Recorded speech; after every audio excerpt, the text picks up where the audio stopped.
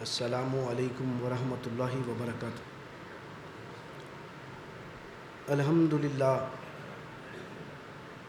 للہ الذی لم یتخذ ولدا ولم یکن له شریک فی الملک ولم یکن له ولی من الذل وکبرہ تکبیرا۔ اللہ اکبر۔ اشہد ان لا الہ الا اللہ اشہد ان محمدا عبدہ ورسولہ، اما بعد۔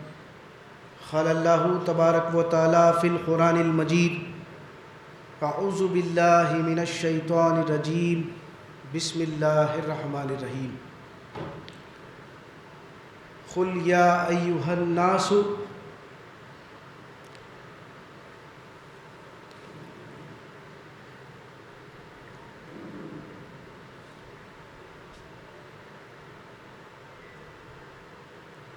سورہ یونس کی 108 نمبر کی آیت ہے۔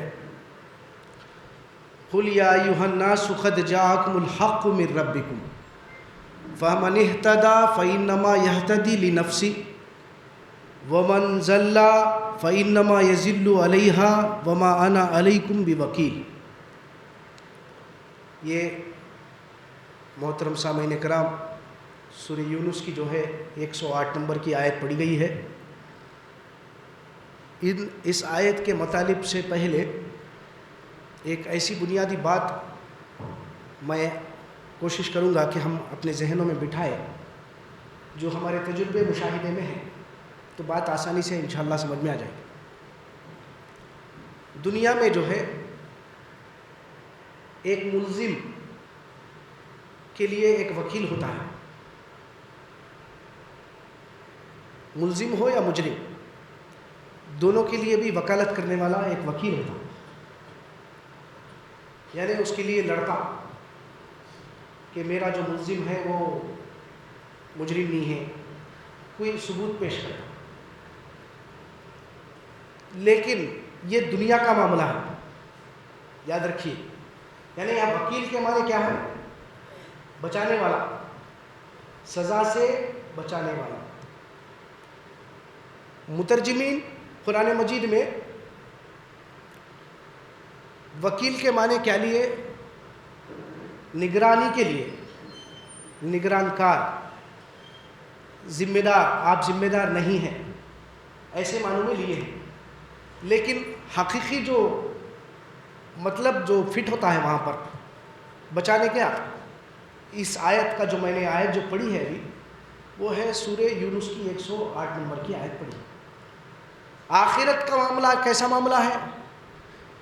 دنیا میں ایک وکیل ہوتا، لیکن حشر کا میدان ایسا میدان ہے وہاں پر کوئی وکیل نہیں ہے برائے۔ اور یہ بات کس کو بول رہے ہیں؟ قرآن مجید نبی کریم صلی اللہ علیہ وسلم پر نازل کی گئی، اور آپ ساری دنیا کو یہ بات پہنچائیں۔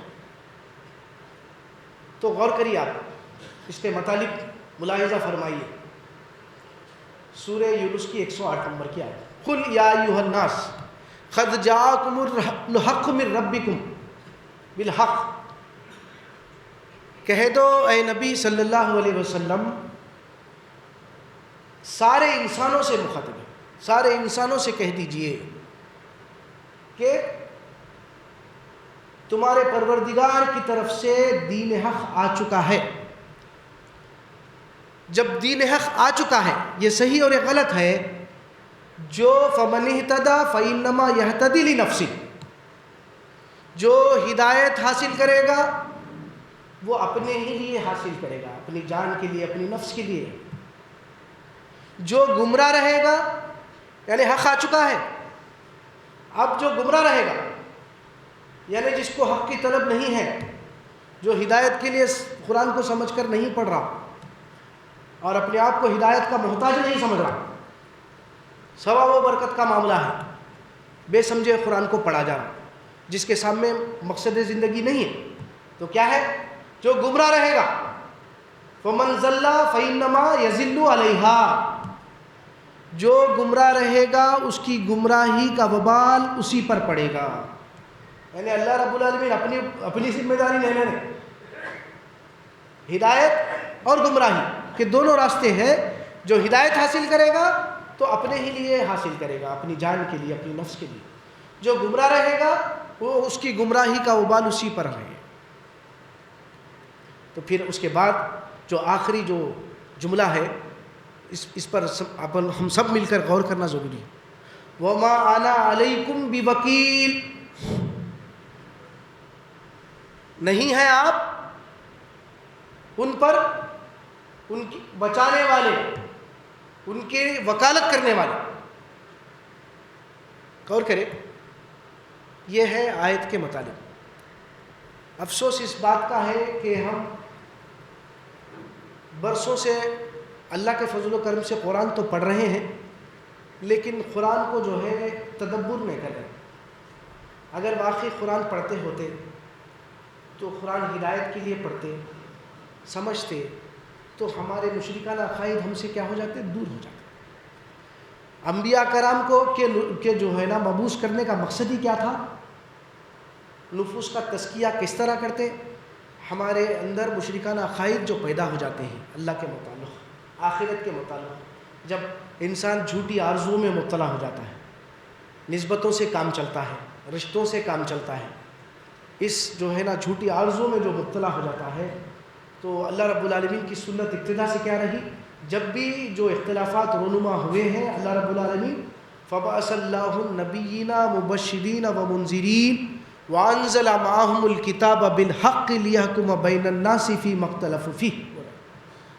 جب بھی انسانوں کے مابین اختلافات رونما ہو جاتے ہیں تو ان اختلافات کو دور کرنے کے لیے اللہ رب العالمین انبیاء کو پے در پے بھیجے اور ان پر حق کے ساتھ کتاب کو نازل کرے تاکہ جو اختلافات ان کے درمیان میں رونما ہو گئے ہیں ان کے اختلافات کا فیصلہ اللہ کے اس کتاب کی روشنی میں ہو جائے. تو کیا بات معلوم ہوئی؟ کتاب کو نازل کرنے کا مقصد اختلافات جو رونما ہو جاتے ہیں بالخصوص ربوبیت کے معاملے میں، پرورش کے معاملے میں، ہازانی خصمان اختصموا فی ربہم، یہ دو گروہ ہیں جو اپنے پروردگار کے معاملے میں حاجت براری کرنے والا، مشکل کشائی کرنے والا، بگڑیاں بنانے والا، اولاد کا دینے والا، موت اور حیات کا جو مالک ہے، اس سلسلے میں کیا ہے ہمارے پاس؟ مشرکانہ عقائد ہے. تو یہ دو گروہ ہیں. ایک گروہ ہے جو خالص راست اپنے تعلق کو اللہ سے جوڑا ہوا ہے اور دوسرا جو گروہ ہے وہ ہے مشرکانہ عقیدہ. تو سب سے پہلے انبیاء کرام ہمارے فکر کی اصلاح کی ہے. فکر کے تابع اعمال ہوتے ہیں. اگر ہمارے عقائد میں مشرکانہ عقید جو ہے نا شرک اگر آ گیا ہے تو یاد رکھیے کل آخرت میں جہنم کے مستحق ہو جائے. تو اس جہنم کے عذاب سے بچانے کے لیے انبیاء کرام کی کیفیت کیا تھی؟ انی لکم ناصح امین. کیا تھے؟ خیر خواہ تھے.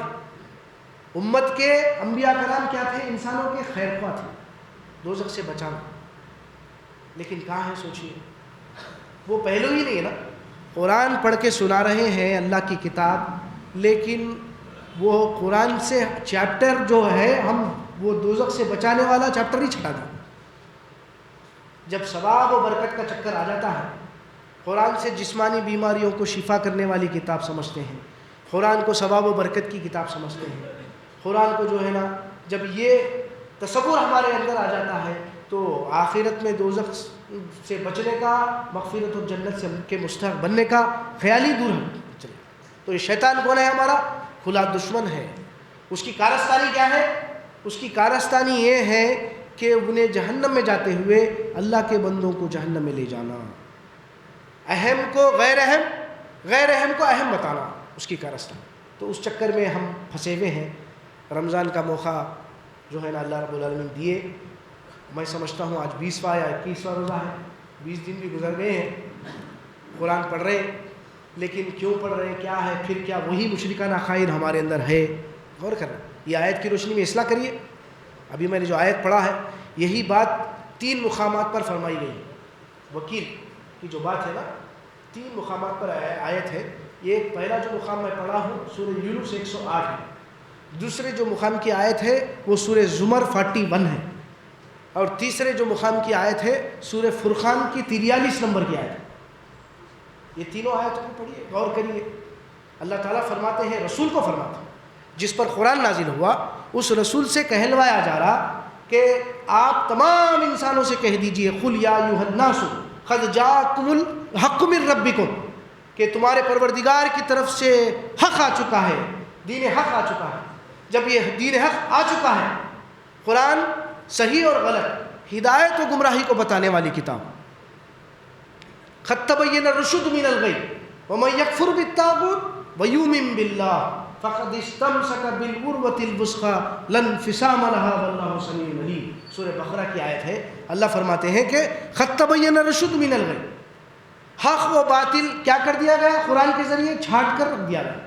اب جو قرآن مجید کو کی طرف رجوع کر کے صحیح اور غلط کے درمیان میں کسوٹی، معیار، پیمانہ قرآن کو بناتا ہے، وَيُؤْمِن بِاللَّهِ، اور کس کو؟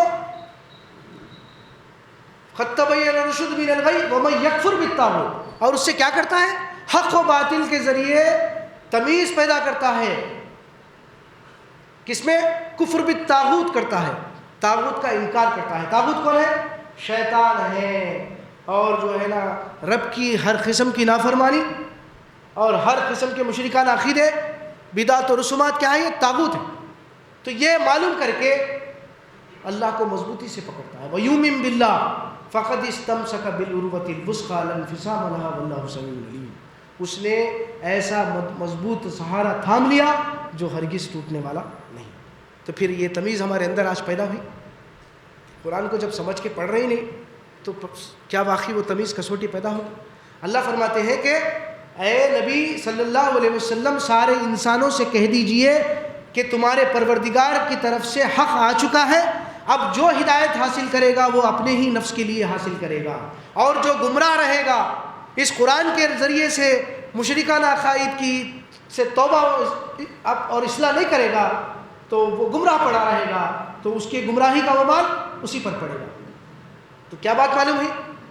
کل میدان حشر میں آخرت کے دن انسان اپنے ہی فکر اور اپنے ہی اعمال کا بدلہ پائے گا، نہ کہ کسی کے سفارشوں سے، کسی کے واسطہ وسیلوں سے، کسی کے جو ہے نا رشتہ دار بننے سے، کوئی انبیاء کی اولاد ہونے سے کل آخرت میں کام آنے والا نہیں ہے۔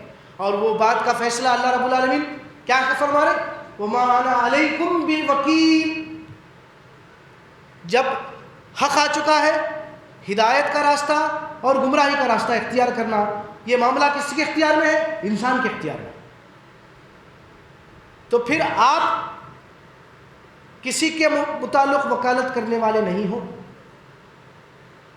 نفی کر دی اللہ تعالیٰ کہ نہیں، رسول کے تعلق سے فرمانا۔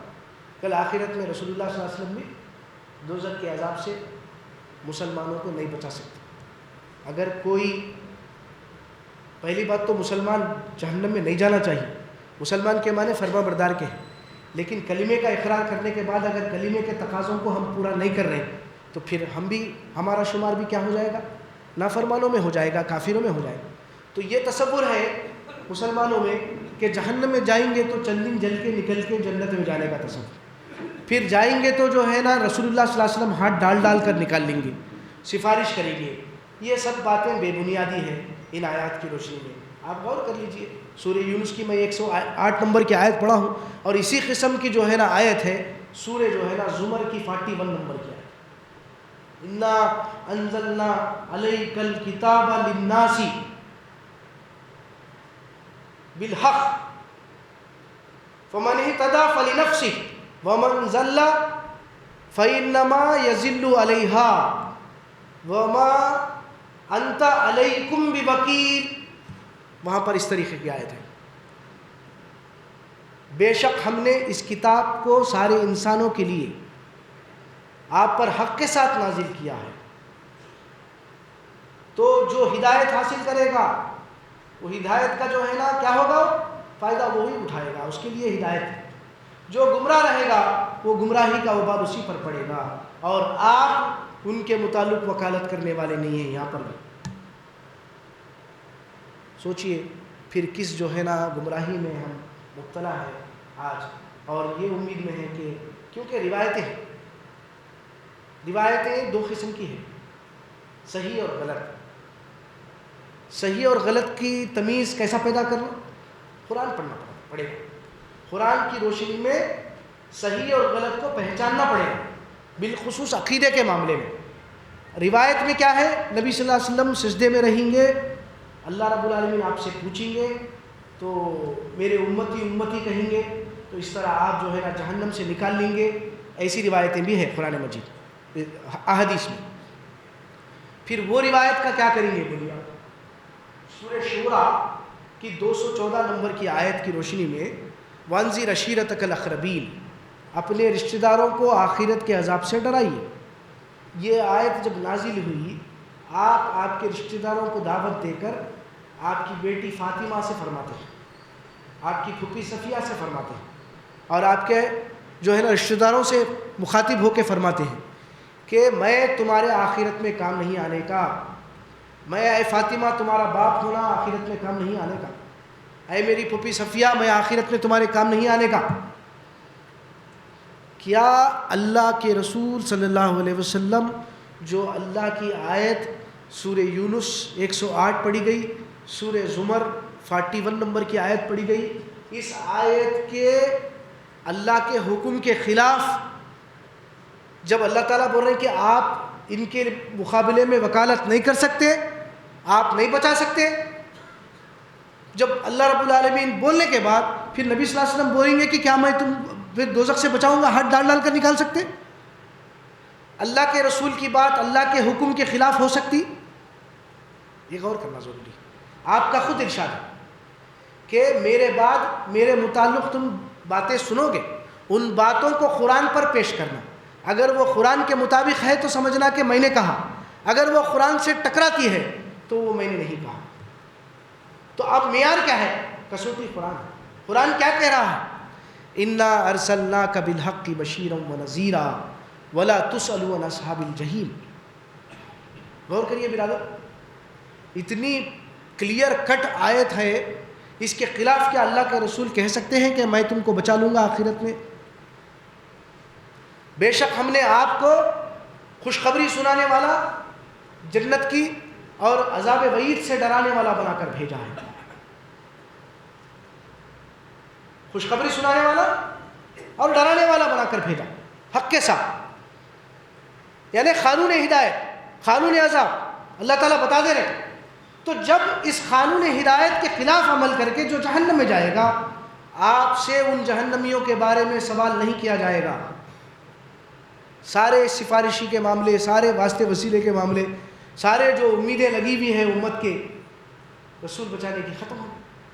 غور کرو، قرآن مجید کی آیت سورہ بقرہ 119 سے لکھی، بے شک ہم نے آپ کو جنت کی خوشخبری سنانے والا، جہنم کے عذاب سے ڈرانے والا بنا کر بھیجا ہے۔ جب بھیجا ہے، جو آدمی جہنم میں جا چکا ہے ان کے بارے میں آپ سے سوال نہیں کیا، جہنمیوں کے بارے میں، اصحاب الجحیم کے بارے میں آپ سے سوال نہیں کیا جائے گا کیوں جہنم میں گئے۔ غور کریں آپ، پھر ریلیٹ کریے سورہ یونس کی وہ 108 نمبر کی آیت سے، پھر یہی قسم کی بات اور اچھے انداز سے اللہ رب العالمین سورہ زمر 19 نمبر کی آیت میں فرماتے ہیں، افمن حق علیہ کلمۃ العذاب افانت تنقذ من فی النار۔ اے نبی صلی اللہ علیہ وسلم، جس شخص کے معاملے میں فیصلہ سنا دیا گیا کہ وہ جہنمی ہے، تو کیا آپ اس کو اس جہنم کے عذاب سے بچا سکتے ہو؟ سورہ زمر آیت نمبر 19۔ اب جتنے سہارے، جتنے جھوٹی آرزوؤں میں اللہ ماشاء اللہ مسلمان مبتلا ہے، غور کرے، توبہ کرے، استغفار کرے، اللہ سے معافی مانگے، کیونکہ جو ہے نا مہلت کب چھین جائے گی کسی کے پاس کیا ہے، وقت نہیں ہے۔ ہم سمجھ رہے ہیں کہ وقت بہت جو ہے نا دور ہے، لیکن موت غیب میں ہے، کب ہماری موت واقع ہو جاتی ہے ہم کو نہیں معلوم۔ موت کے وقت کی اصلاح جو ہے اصلاح نہیں ہوتی، موت جب ظاہر ہو گئی تو معاملہ کل آخرت میں کامیاب ہونے والے نہیں ہیں۔ جو بھی کرنا ہے موت ظاہر ہونے سے پہلے کرنا ہے۔ اللہ رب العالمین کی کتاب ہدایت کی طرف رجوع کریے، فوراً اللہ سے جو ہے نا توبہ اور استغفار کر کے مشرکانہ عقائد سے باہر نکلنے کی کوشش کریے، اور انشاءاللہ دین پر صحیح قائم رہیں گے موت تک۔ تو یاد رکھیے، موت، ہمارے موت کا دن ہمارے رشتہ داروں کے لیے، ہمارے پڑوسیوں کے لیے، ہمارے جو ہے نا گھر والوں کے لیے صدمے کا دن ہوگا، یہ فطری بات ہے۔ لیکن اگر وہ شخص ایمان والا ہے، اپنے ایمان کو شرک سے پاک رکھا اور اپنی زندگی میں جو ہے نا اپنے تعلق کو اللہ سے راست قائم کیا نافع اور ضار کے معاملے میں، اور نافرمانی پر فوری اللہ کی طرف رجوع کیا، توبہ اور استغفار کیا، پھر اس پر موت تک قائم رہا، تو وہ موت کا وہ دن جو اس کے لیے ہوگا، اس کے لیے آزادی کا دن ہے۔ یاد رکھیے نبی کریم صلی اللہ علیہ وسلم کا جو ارشاد ہے نا، الدنیا سجن المومن و جنت الکافر، یہ دنیا ایمان والے کے لیے قید خانہ ہے اور کافر کے لیے، نافرمان کے لیے جنت ہے۔ تو ظاہر سی بات ہے وہ آدمی جو اپنے ایمان کو شرک سے پاک رکھا اور دین پر قائم رہا، موت تک ثابت قدم رہا، تو اس کے لیے وہ دن کیا ہوگا؟ اس قید خانے سے آزادی کا دن ہوگا، کیونکہ اس کے لیے بشارتیں ہوں گی، موت کے وقت فرشتوں کا نزول ہوگا، سلامتی کی دعا ہوگی اس کے حق میں۔ تو کیا وہ دنیا میں واپس آنے کی کوشش کرے گا؟ کیا آرزو کرے گا اللہ سے کہ میرے بیوی ہے، میرے بچے ہیں، میرا بینک بیلنس ہے، میرے پراپرٹیاں ہیں؟ نہیں، بلکہ خوش و خرم ہوگا، وہ اس کی خوشی کی انتہا نہیں ہوگی۔ تو پھر وہ آدمی آرزو کرے گا، تمنا کرے گا جو دنیا میں رہتے ہوئے وقت کو ضائع کر دیا، عمر کو کھپا دیا، پیسہ نہیں خرچ کرا اللہ کے راستے میں، وہ لوگ آرزو کریں گے۔ ایسے 20 مقامات پہ قرآن مجید میں آیتیں ہیں جو بولیں گے لعلی عمل صالحا فیما ترکت کلا انہا کلمۃ هو قائلها ومن ورائہم برزخ الی یوم یبعثون۔ رب العالمین دنیا میں واپس بھیج دے، وہ اعمال جو اعمال صالح نہیں کیا میں کر کے آؤں گا، ہرگز نہیں، یہ تیرے منہ کی بات ہے جو تو بطور عذر بچنے کے لیے پیش کرنا۔ ایسے کئی مقامات کی آیت، اے اللہ دنیا میں واپس بھیج دے، پھر جو ہے نا تیرے راستے میں مال خرچ کر کے صالحین میں سے ہو جاؤں گا۔ وَلَن يُؤَخِّرَ اللَّهُ نَفْسًا إِذَا جَاءَ أَجَلُهَا وَاللَّهُ خَبِيرٌ بِمَا تَعْمَلُونَ۔ ہرگز نہیں، تیرے کو جتنی مہلت دی گئی تھی وہ مہلت جب ختم ہو گئی تو واپس نہیں دی جائے گی، اور اللہ جانتے ہیں کہ تو کیا کرے گا۔ تو یہ عذرات وہ لوگ پیش کریں، تو ایسا موقع ہمارے ساتھ نہیں آنا چاہیے۔ اللہ رب العالمین ہم کو ایمان والوں کے زمرے میں، اس تعریف میں ہم کو بھی جو ہے نا شمار کرے۔ تو قرآن مجید کو ہدایت کے لیے سمجھ کر پڑھیے، ورنہ کل آخرت میں پچھتاوا ہوگا۔ جو روایتیں ہمارے سامنے آ رہی ہے اس میں جو ہے نا صحیح اور غلط ہے، ایسا نہیں کہ ساری کی ساری باتیں غلط ہے، صحیح اور غلط ہے۔ تو صحیح اور غلط کو پہچاننے کا جو معیار ہے وہ ہے قرآن مجید۔ جیسے کہ میں نے آپ کے سامنے ساری آیتیں رکھی، بہت ساری آیتیں ہیں، ایسے اتنی آیتیں ہیں کہ بیان کے جو ہے نا باہر الحمدللہ۔ لیکن امت مسلمہ کو کیا ہو گیا ہے، ابھی بھی ہوشیار نہیں ہو گئے، تو کل آخرت میں پچھتاوا ہو۔ یہ رمضان کا جو موقع چھوٹ جا رہا، تو چھوٹ جانے سے کوئی غم نہیں ہے، انشاءاللہ یہ کنٹینیویشن میں رہنا ہے۔ اس تقوی کو کیا کرنا ہے، ہم یہ جو مسلسل پریکٹس 29-38 دن کی ہم کیے ہیں، اس پریکٹس کو کنٹینیویشن میں جو ہے نا موت تک جاری رکھنا ہے۔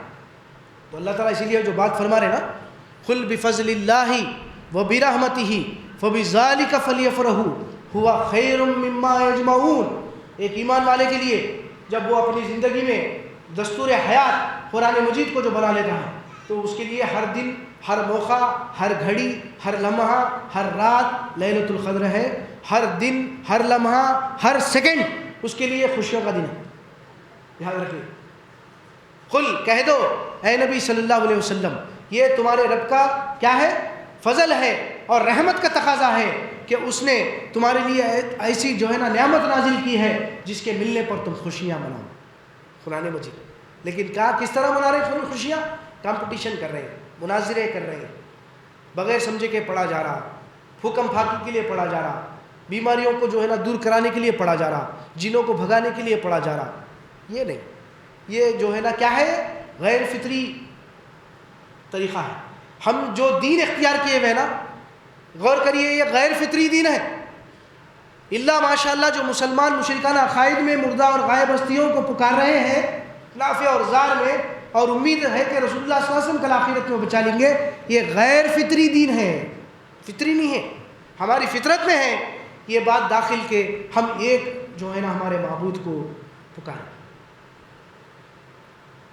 دیکھیے غور کریے، سمندر میں کشتی چل رہی ہے، وَإِذَا مَسَّكُمُ الضُّرُّ فِي الْبَحْرِ ضَلَّ مَن تَدْعُونَ إِلَّا إِيَّاهُ فَلَمَّا نَجَّاكُمْ إِلَى الْبَرِّ عَرَسْتُمْ وَكَانَ الْإِنسَانُ كَفُورًا، سورہ بنی اسرائیل کی جو ہے 67 نمبر کی آیت۔ جب کشتی جو ہے سمندر میں جو ہے مصیبت میں پڑ جاتی ہے تو تم دیکھتے ہو کہ کشتی کے سواری سب معبودان نے باطل کو چھوڑ کر ایک رب کو، اللہ رب العالمین کو پکارتے ہیں نجات کے لیے۔ جب اللہ رب العالمین نجات دیتا ہے، خشکی کی طرف لے آتا ہے، تو تم دیکھتے ہو کہ وہ پھر شرک کرنے لگ جاتا ہے۔ انسانوں کا کچھ معاملہ ایسا ہے۔ تو یہ دین بالکل عین فطری ہے، اللہ رب العالمین کا فضل ہے، احسان ہے کہ ہمارے لیے اللہ رب العالمین نے قرآن کو حفاظت کیا ہے، اور حفاظت بھی بالکل جو ہے اس کے زیر اور زبر میں بھی فرق نہیں آنے والا، قیامت تک اس کی حفاظت کی گئی۔ تو اتنی محفوظ کتاب ہمارے پاس جب موجود ہے تو ہمارے اختلافات ہم اس کتاب کی روشنی میں دور کرنے کے بجائے اور اختلافات میں پڑے ہوئے، کتنی بڑی افسوس کی بات ہے۔ غور کریے، تو پھر جو مشرکانہ عقیدے کے متعلق میں نے جو کچھ باتیں کہی ہے، اور مزید ایک 5 مقامات کی آیتیں آپ کے سامنے میں پیش کروں گا تاکہ بات کھل کر واضح ہو جائے کہ جب وما انا علیکم بوکیل وما انت علیکم بوکیل کہ کیا معنی ہوتے، کہ جب رسول اللہ صلی اللہ علیہ وسلم کو اللہ تعالیٰ فرماتے ہیں کہ آپ کسی کے اوپر نگہبان نہیں ہیں، کوئی جو ہے نا آپ جو ہے مختار نہیں ہے، جو ترجمہ مترجمین کیے ہیں، بلکہ ترجمہ کیا ہونا چاہیے یہاں پر، بچانے والے نہیں ہیں آپ، کسی کے متعلق وکالت کرنے والے نہیں ہیں، یہ بات ہے وہاں پر۔ اس کے لیے میں نے سپورٹ میں آپ کو آیتیں رکھی ہے، سورہ زمر کی 19 اور سورہ جو ہے بقرہ کی 119 بھی رکھا ہوں میں۔ تو اس کے متعلق بزرگان دین سے بھی ہماری جو عقیدت و محبت ہے آج مسلمانوں میں، تو وہ بھی کل بے بس ہو جائیں گے، کل انکار کر دیں گے، اور شرک بول رہے ہیں اللہ تعالیٰ اس کو، ہم ہدایت سمجھ کے اس کو گلے لگا رہے ہیں۔ سوچئے کتنی بڑی افسوس کی بات ہے۔ اللہ تعالیٰ فرماتے ہیں، سورہ جو ہے فاطر کی آیتیں ہیں 13-14 اور سورہ احقاف کی آیتیں ہیں 5-6، آپ پڑھیے، غور کریے، کلیئر ہے بات۔ یولج اللیل فی النہار ویولج النہار فی اللیل وسخر الشمس والقمر کل یجری لاجل مسمی ذالکم اللہ ربکم لہ الملک والذین تدعون من دونہ ما یملکون من قطمیر ان تدعوہم لا یسمعوا دعاءکم ولو سمعوا ما استجابوا لکم ویوم القیامۃ یکفرون بشرککم ولا ینبئک مثل خبیر۔ وہی پروردگار ہے تمہارا اللہ رب العالمین جو رات کو دن سے نکال لے آتا ہے، دن کو سے رات کو نکال لے آتا ہے، اسی نے تمہارے لیے سورج اور چاند کو مسخر کر رکھا ہے، یہ ایک نظام وقت مقرر تک کے لیے چلتے جا رہا ہے، وہی تمہارا پروردگار ہے، وہی حقیقی بادشاہی اسی کی ہے، اس کے سوا تمہارا کوئی معبود نہیں ہے، حاجت روا مشکل کشا نہیں ہے۔ جس کو تم اللہ کو چھوڑ کر مدد کے لیے مردہ اور غائب ہستیوں کو پکار رہے ہو، وہ کھجور کے گٹلی کے پرکھے کے بھی مالک نہیں ہیں، اختیار نہیں رکھتے۔ جس کو تم پکار رہے ہو پکار دیکھو، اگر وہ تمہاری دعاؤں کو، نظر و نیازوں کو سنتے ہیں، ولو ورز اگر سن بھی لے جیسا تم سمجھ رہے ہیں کہ سن رہے ہیں، تو تمہاری کوئی بگڑی نہیں بنا سکتے، بلکہ میدان حشر میں تمہارے شرک کا انکار کر دیں گے۔ شرک بول رہے ہیں، تمہاری دعاؤں کا، تمہاری پکاروں کا کیا کر دیں گے؟ انکار کر دیں گے۔ وَلَا يُنَبِّئُكَ مِثْلُ خَبِيرٍ، اور ایسی خبریں تم کو اس خبردار جو ہستی ہے رب العالمین، ایسی خبریں اس ہستی کے سوا تم کو کوئی نہیں دے سکتا۔ اس لیے علم الانسان ما لم یعلم، یعنی اللہ تعالیٰ فرماتے ہیں کہ ہم نے انسان کو وہ علم دیا جو کسی اور ذریعے سے حاصل نہیں کر سکتا۔ تو کتنی پیاری بات ہے، دیکھیں پھر بھی اصلاح نہیں ہو رہی ہماری، کہاں جا رہے ہیں؟ پھر اللہ تعالیٰ فرماتے ہیں جو ہے سورہ احقاف کی جو آیت ہے، معمولی بات نہیں ہے، وَمَنْ أَضَلُّ مِمَّنْ يَدْعُو مِنْ دُونِ اللَّهِ مَنْ لَا يَسْتَجِيبُ لَهُ إِلَى يَوْمِ الْقِيَامَةِ وَهُمْ عَنْ دُعَائِهِمْ غَافِلُونَ وَإِذَا حُشِرَ النَّاسُ كَانُوا لَهُمْ أَعْدَاءً وَكَانُوا بِعِبَادَتِهِمْ كَافِرِينَ۔ اس شخص سے بڑھ کر گمراہ کون ہوگا جو اللہ کو چھوڑ کر ایسوں سے جو ہے نا دعائیں مانگے جو قیامت تک ان کی دعاؤں کو نہیں سن سکتے، بلکہ ان کی دعاؤں سے غافل ہے، اور میدان حشر میں ان کے کیا ہو جائیں گے؟ دشمن ہو جائیں گے، دشمن ہو جائیں گے۔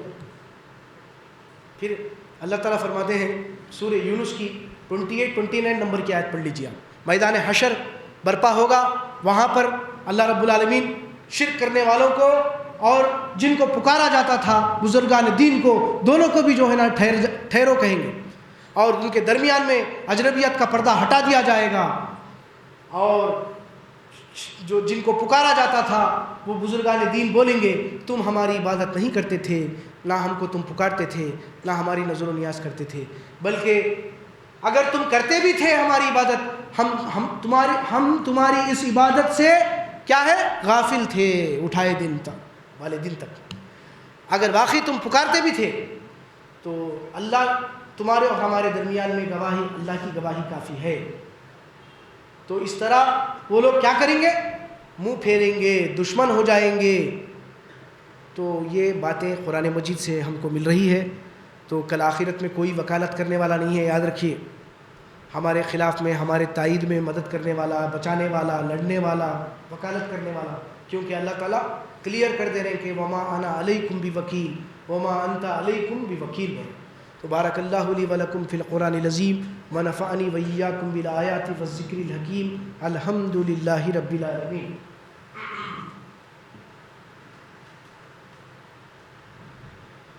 الحمد للہ نحمدہ ونستعینہ ونستغفرہ ونؤمن بہ ونتوکل علیہ ونعوذ باللہ من شرور انفسنا ومن سیئات اعمالنا من یہدہ اللہ فلا مضل لہ ومن یضللہ فلا ہادی لہ ونشہد ان لا الہ الا اللہ واشہد ان محمدا عبدہ ورسولہ. اما بعد, قال اللہ تبارک و تعالی فی القرآن المجید اعوذ باللہ من الشیطان الرجیم بسم اللہ الرحمن الرحیم.